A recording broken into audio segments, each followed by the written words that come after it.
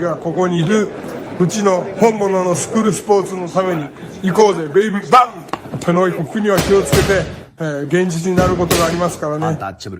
All right, so we're going to go ahead and continue the long-standing tradition of covering Japanese boxing here on True School Sports. True School Sports, the #1 source for Japanese boxing in America, from an American. Arigatou gozaimasu. Thank you for everybody for tuning in. And ayete okata. Nice to see everybody here showing that love, that support, and that passion that I'm sure we all have for this great sport of boxing. And now listen, we're going to talk about one of my favorite fighters, not just from Japan, but believe it or not, one of my favorite fighters in boxing. And it's not because he's the most skilled. It's not because I think he's the best, but I just think he's fun to watch, and I think he represents what it means to be a fighter. Like this guy's got balls down to his ankles. This guy's not afraid to step up to the plate and take hard fights, to take dangerous fights, and challenge the best. And I got no problem with him whether he wins or loses. And that's my boy Jin Sasaki, the fighting pride of Hachiochi, Tokyo, Japan. Now listen. Jin, we all know the last time we saw Jin got put on the highlight reel. And he got put on a highlight reel that'll be shown from now to the end of time with his knockout of Brian Norman Jr. Still, quite possibly, the most vicious knockout I've ever seen live at a fight and in person. It was bad. I mean, if you guys thought it was bad on TV, imagine seeing it in person. It was crazy. But Jin has returned. Jin is back in training.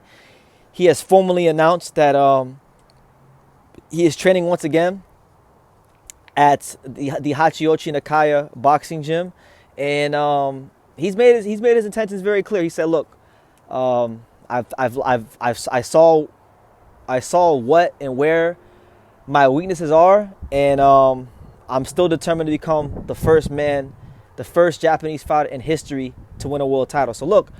If you thought this Brian Norman Jr. knockout was going to deter or discourage Jin Sasaki, guess again. This guy still believes that he is the first fighter. He's going to be the first fighter to win a world title from Japan, a welterweight world title from Japan. And truth be told, I mean, look, we'll see how his punch resistance is and his durability is when he comes back. But you know, looking at this welterweight division, honestly, guys, it's not a strong division. He can still win a world title. I still think Jin can win a world title. In fact, I would say right now, if you were to put Jin against some of the guys with belts, like let's say a Rolly or a Barrios, or even the winner of Paddy Donovan versus Lewis Crocker, I give Jin a chance because them guys are not Brian Norman Jr. Those guys don't have the skills, the power of a Brian Norman Jr. And I think those guys are all less durable than a guy like Brian Norman Jr. That's just my opinion, but like, before he even gets to that level, I think he needs to get back in the win column. Jin Sasaki needs to get back in the win column. And more importantly than even getting back in the win column, he needs to really tighten up his flaws. Because as I've told people at his own gym, and as I've said in some of my older videos, you know, he has a lot of defensive flaws that he needs to clean up. And he has a lot of things that need to, you know, improve. I think, like, just looking at it, just breaking him down as a fighter, I think, obviously, defensively, there's a lot to be desired. You know, he can't jab and then pull straight out. That's why he got knocked out the way he did. And then, obviously, I think he needs to develop not an elite jab. I mean, it'd be great if he could, but if he can just develop an average, respectable jab, I think that would take his game to a whole other level because, you know, he's throwing a jab, but it's more of like a pawing jab. He's not really stepping in with it. It doesn't really seem to have any purpose when he throws his jab. So I think he's going to have to become a smarter fighter in how he uses his lead left hand. Because if he can do that, if he can even become like average at the world-class level, then I think it's going to open up him being who he is, which is naturally this power-punching, gunslinging fighter that he is, and he'll knock people out. You know, he's still one of the hardest punchers in this division. I think his KO percentage is still in the high 80s or low 90 percentile. If you go back and you watch the Norman fight, Norman had to respect his power. Norman couldn't just come like crazy towards Jin. Jin made Norman have to back up and at least have to think about his power. And that's Norman. Norman's a big welterweight. Not everybody's Norman. So if Norman had to take a step back and, you know, think about what Jin was throwing his way, you know, what do you think is going to happen when he hits other guys that aren't Norman, you know? That being said, yeah, like Jin Sasaki, he's a guy that he's back in training, and he hasn't been deterred. And look, like I'm offering a helping hand to Jin, right? And I've asked this gym chairman. I said, look, man, I like Jin a lot as a fighter. I would like to see him succeed and do well. You know, any way I can help, let me know. I could connect some dots from here in the States if he needs training or sparring. Like top sparring, though, because really, you know, you guys know I made a video about it. I did get him Pete Dobson as a sparring partner, but I didn't even really, like, Pete wasn't my first option. I wanted Jin to spar other guys, but they didn't want the other guys I offered. They wanted Pete, so it is what it is, because Pete was they said they wanted a black guy. They didn't want the other guys because they weren't black, and he was fighting Norman, who was black, so, you know, that's neither here nor there. But nonetheless, yeah, he's back in training, and I'm looking forward to seeing what's going to happen for him the rest of this year.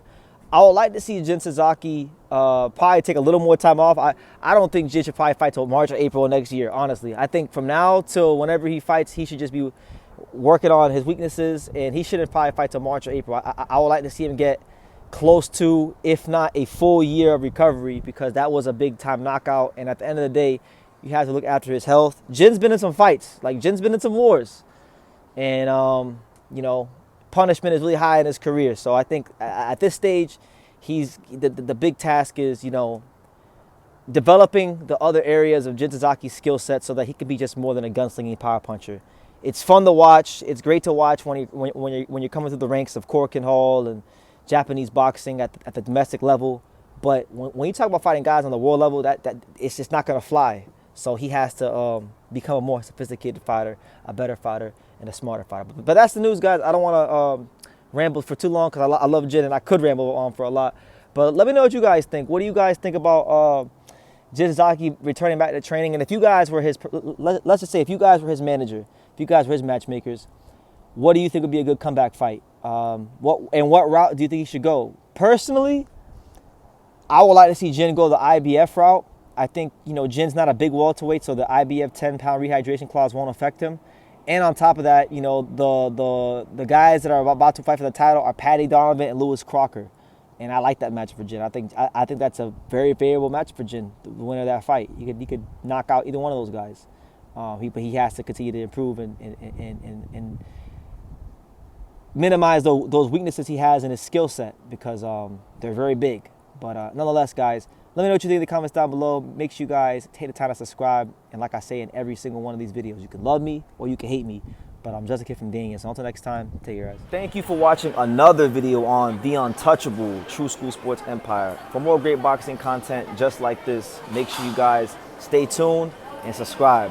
You won't be disappointed.